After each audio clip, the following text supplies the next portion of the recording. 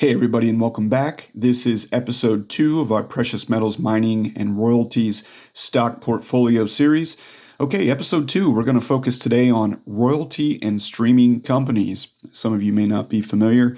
We do have 2 royalty and streaming companies in our 6 stock portfolio to get started. So let's move on and let's talk about what royalties and streaming companies are all about.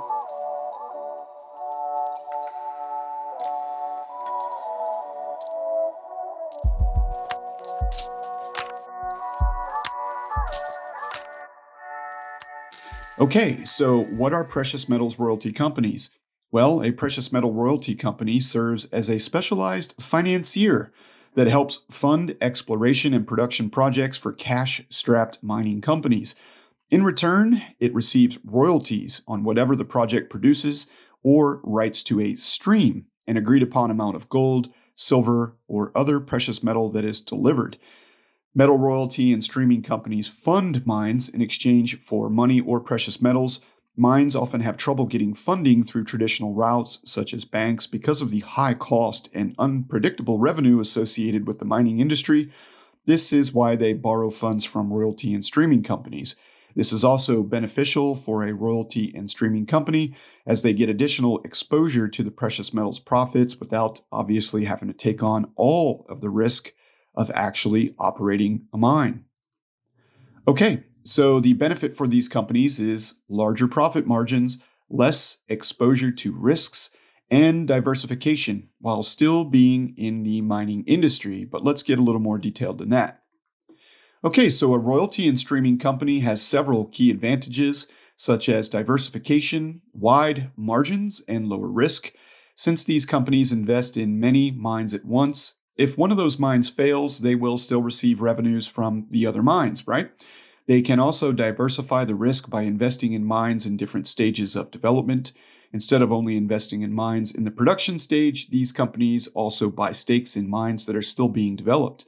By having multiple, sometimes as much as 200 mines in various stages of development, royalty and streaming companies are less impacted if a few of these mines are not able to generate revenue. So, a streaming company gets to buy the metal at reduced prices, which guarantees a wide profit margin. The reduced price is significant enough that the margin will stay very profitable even if the spot price begins to fall. So, you can kind of look at these companies a bit like when spot price is up, the margins and ability for these companies to be well diversified might increase the share value. And when spot price is falling, you do have that additional defensive characteristic of diversification and broad exposure across the marketplace. So if Franco-Nevada is buying gold at 600 an ounce, then even if the spot price of gold declines from, say, 1,200 an ounce to 900 an ounce, Franco-Nevada is still turning a nice profit on its gold investments. And let's break that down a little bit more. So let's talk about the difference between royalties and streaming. So what's the difference between the two? Okay, so a metal royalty company will give a mining company a loan, and then they will receive a percentage of the revenue that is generated by that mine. Generally, the royalty is small, so around 1% to 3%, for example. Okay, so in this example, Franco-Nevada can give Kirkland Gold $400 million in loans, and in exchange, they'll get 3% of the royalties on a mine. Let's say Kirkland Gold's mine produces 200,000 ounces of gold, then Franco-Nevada will get 3% of the revenue generated from those 200,000 ounces. Assuming the spot price of gold is $1,200, that means the mine made $240 million. A 3% royalty would net Franco-Nevada $7.2 million. Okay, that's a cash payment. A royalty company here is receiving a cash payment of 3% on the mine's production. So an important thing to note is that the royalty company in this example, Franco-Nevada, is receiving cash compensation as the royalty and not precious metals. Okay, let's talk about streaming companies. So a streaming company also provides funding to a mining company to get a percentage of interest in a particular mine. For example, the streaming company, Franco-Nevada, might give a $600 million loan to the mining company Newmont Goldcorp. Newmont Goldcorp will use the loan to develop Mine A. In exchange, Franco-Nevada will have a 7% interest in Mine A until 200,000 ounces of gold have been delivered by Newmont, and then after that, they'll receive 2% after. All right, so they're going to go ahead and receive a 7% interest. So they're going to get actual precious metals here, okay? When the deal is created, streaming companies also specify a price relative to the spot price to purchase the gold that the mining company produces. For example, if the deal was, say, for 50% of the spot price, then Franco-Nevada can realize quite a nice profit margin by paying Newmont Goldcorp $600 per ounce for gold when the spot price is $1,200 per ounce. If its agreement with Newmont enables it to purchase, say, 14,000 ounces per year, then Franco-Nevada stands to net $8.4 million in profit in the actual physical metal. So the deal that is made is really important in a falling spot price environment, as we discussed a little earlier. This is why royalty and streaming companies are considered more defensive than mining stocks, because they've kind of got that contract built in, regardless of which way spot price goes. Okay, so let's talk about some risks. Even with all the benefits of higher margins and consistent earnings, there are still risks with investing in royalties and streams. One of the main risks relates to the structure of the business.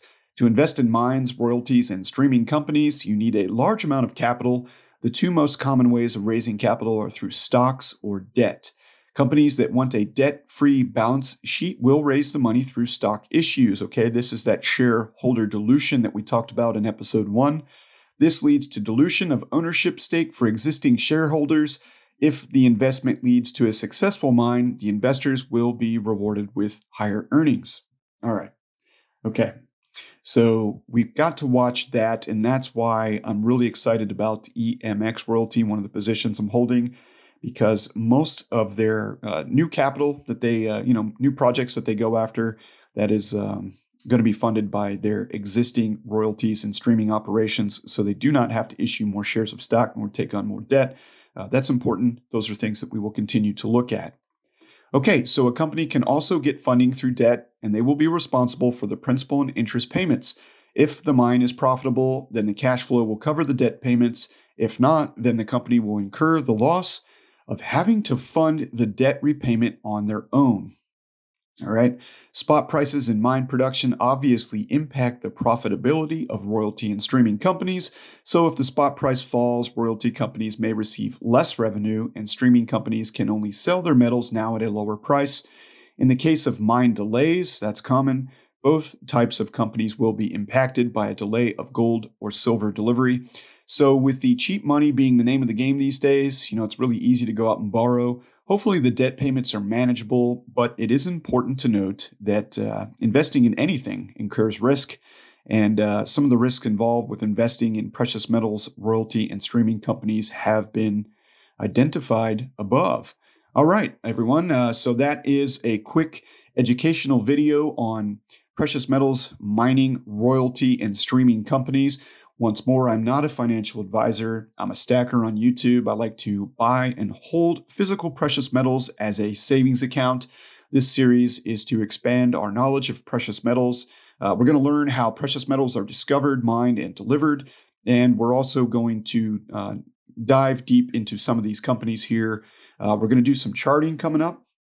We're going to look at all 6 companies that we have an initial position in. We'll take a look at the fundamentals. We'll definitely show you some charting and how to set up some charts and how I'll be trading in and out of these companies. Really appreciate you guys tuning into these videos here. Thank you all very much. Please tune into episode 3, which is coming up, and that's where we're going to start taking those deep dives.